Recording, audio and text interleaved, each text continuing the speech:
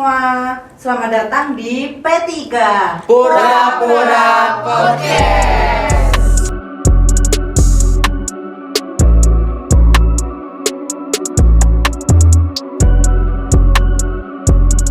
Mungkin dari aku dulu ya. Aku Ahmad Azumar Rushidan dari jurusan Ilmu Komunikasi angkatan 2021 dengan NIM F1 Channel 21026. Oke, halo guys, kenalin aku Zahra Eka Fitria, biasa dipanggil Zahra. Dengan NIM F1C 021037, aku dari Ilmu Komunikasi angkatan 21. Aku dari Ilmu Komunikasi 21, nama saya Tika Rekan Budi, NIM F1 Channel 21058. Makanya. Tahu kok. Aduh, oke, jadi di sini kita bakal ngobrol-ngobrol santai nih tentang manajemen komunikasi strategis.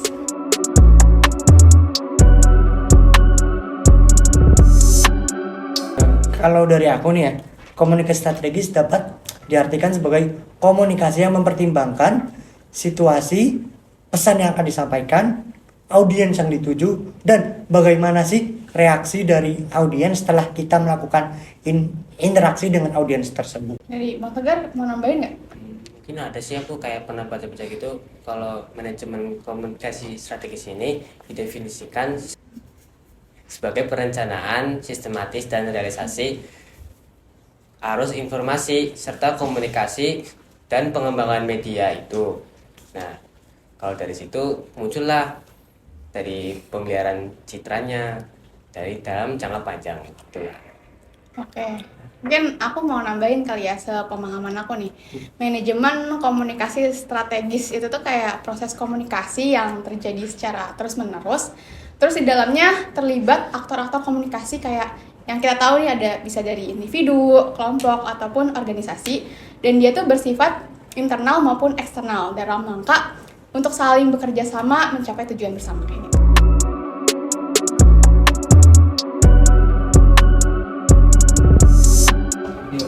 Ya, mungkin dari aku untuk komunikasi strategis yang baik, bagaimana caranya, ada beberapa ya metode atau model gitu, bagaimana komunikasi strategis itu berjalan dengan baik, lancar.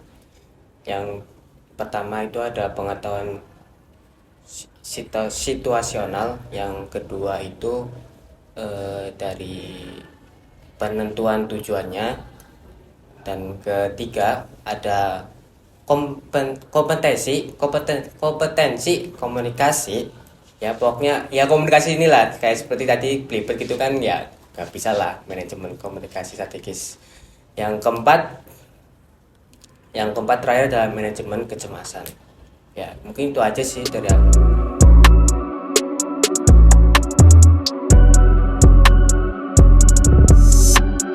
Contoh nih, ada yang mau mulai duluan nggak?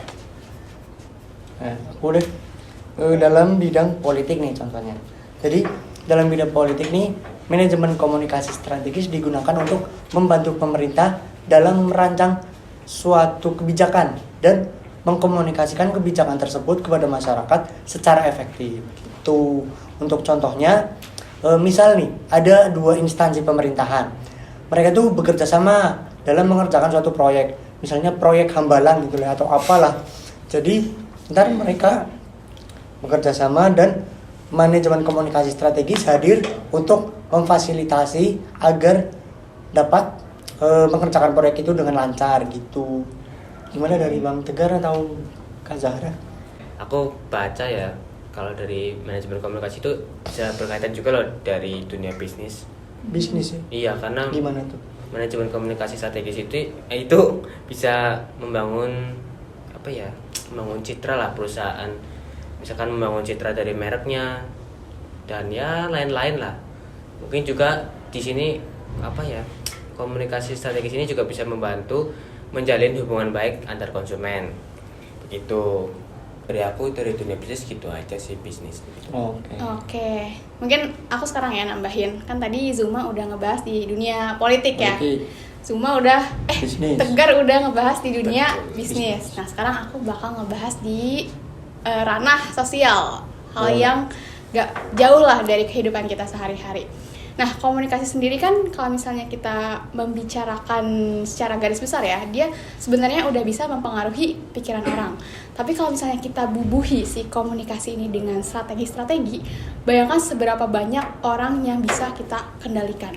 Apalagi kan Indonesia ini negara yang punya banyak penduduk ya. Kalau misalnya cuma komunikasi aja, pasti gak efektif dong. Kita butuh penerapan dari manajemen komunikasi strategis. Nah, aku pernah dengar nih buat contoh yang bisa aku ambil, ada suatu lembaga namanya Ekonusa. Pada tahu nggak Ekonusa? Tahu dong, Ekonusa. Tahu Ekonusa. Nah, pokoknya dia tuh punya program pembangunan penyebaran informasi untuk masyarakat Maluku dan Papua, tapi juga bisa diakses oleh masyarakat di seluruh dunia. Nah, dalam penerapan program ini, mereka itu berkoordinasi dengan para pemangku kebijakan di bidang tapak gitu, untuk merancangkan bagaimana cara membuat pusat komunikasi yang efektif. Nah, rancangan ini berisikan informasi-informasi terkait isu lingkungan yang terjadi di wilayah Indonesia Timur sana gitu. Nah, kenapa ini masuk ke dalam manajemen komunikasi strategis? Karena dalam penerapan program Ekonusa ini, mereka itu berkoordinasi dengan para stakeholder. Jadi mereka nggak bekerja sendiri di sini. Jadi dengan saling bekerja sama itu, mereka bisa mencapai kemaslahatan yang ditujukan untuk khalayak luas, kayak gitu.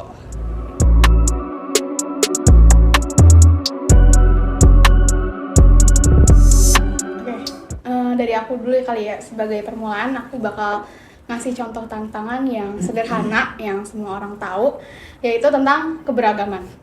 Siapa sih yang nggak tahu kalau misalnya negara Indonesia itu negara multikultural? Kalau nggak salah kita tuh punya budaya bisa sampai ribuan gitu ya. Nah, tapi di satu sisi dengan banyaknya budaya masyarakat Indonesia, makin banyak orang pula yang punya latar belakang budaya yang berbeda. Nah, itu menjadi tantangan karena kita sebagai komunikator strategis, kita harus mempertimbangkan apa aja yang akan kita sampaikan, apakah mereka bisa mengerti atau tidak, apakah isu yang kita angkat itu bisa relevan dengan apa yang mereka alami, kayak gitu. Dari yang lain ada nih? Aku sih mungkin tantangan untuk manajemen komunikasi strategis untuk saat ini yaitu tantangan era digital, di mana di era digital ini seperti yang kita tahu bahwa arus informasi itu berjalan sangat cepat gitu loh. Jadi kita sulit untuk mengontrol pesan yang masuk ataupun pesan yang kita keluarkan. Terus tantangan lainnya yaitu ketidakmerataan pemahaman masyarakat tentang digitalisasi pengetahuan atau pengetahuan digital gitu. Jadi masih banyak masyarakat yang belum melek teknologi atau melek digital. Itu gimana dari Bang Tegar? Oh, kalau dari aku sih mungkin ada kaitannya sama lingkungan politik lah, ya politik itulah ya, karena politik juga kan ada pengaruh opini publiknya. Nah, di situ kan mungkin ada kaitannya juga sama digital tadi yang Sukma tadi udah bilang, bagaimana adanya opini publik itu yang menguat dan kuat lah pokoknya, yang bisa mempengaruhi bagaimana pesan disampaikan itu bisa diterima atau ya susah lah kalau misalkan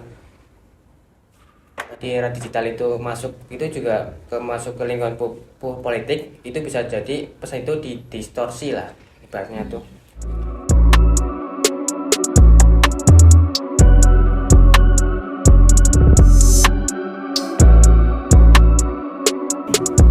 Mungkin dari aku dulu aja ya. Boleh. Karena udah nyinggung teknologi tadi gitulah, digital mungkin di sini ya teknologi kembali jadi itulah memainkan peran kembali bagaimana di komunikasi strategis itu. Nah, di sini kita kalau terus berkembang komunikasi strategis mungkin akan memainkan peran lagi lah. Pokoknya terus memainkan peran teknologi itu, bagaimana cara mengubah cara kita berkomunikasi lah, dari platform digitalnya, media sosial, atau bagaimana membuat konten media tersebut seperti ya podcast gini lah ya. Nah, ya manajemen komunikasi strategis ini akan mempengaruhi cara pesan yang disampaikan dan diterima dari teknologi itu untuk berkomunikasi secara lebih banyak lah lebih banyak terhadap orang banyak atau audiens yang melibatkan orang-orang tersebut memiliki peluang untuk berkomunikasi secara digital teknologi. Ya, sebagaimana lebih aktif dalam memberikan masukan dan partisipasinya dalam teknologi tersebut atau proses komunikasi strategis. Ya mungkin dari aku gitu aja sih. Oke, lanjut nih ya ke aku. Pertanyaannya adalah bagaimana gambaran manajemen komunikasi strategis di masa depan. Tadi kan udah sedikit menyinggung juga nih terkait organisasi sama lembaga. Jadi menurutku gambaran MKS di masa depan pasti ada pengaruhnya sama organisasi atau sebuah lembaga.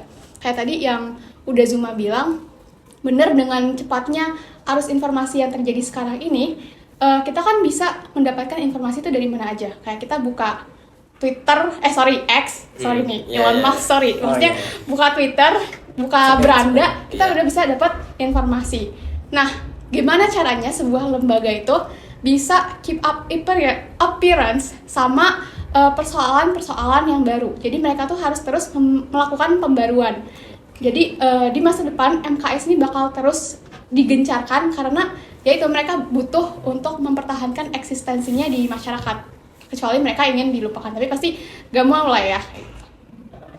Ya, mungkin izin menambahkan ya.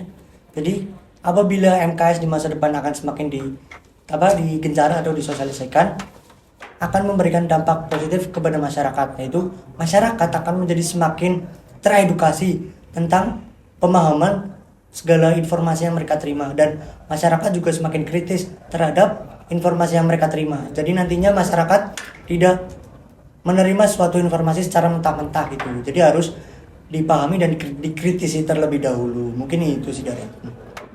Oke, udah banyak nih obrolan kita kali ini tentang komunikasi strategis. Makasih buat teman-teman yang udah mau sharing-sharing sama yang lagi nonton.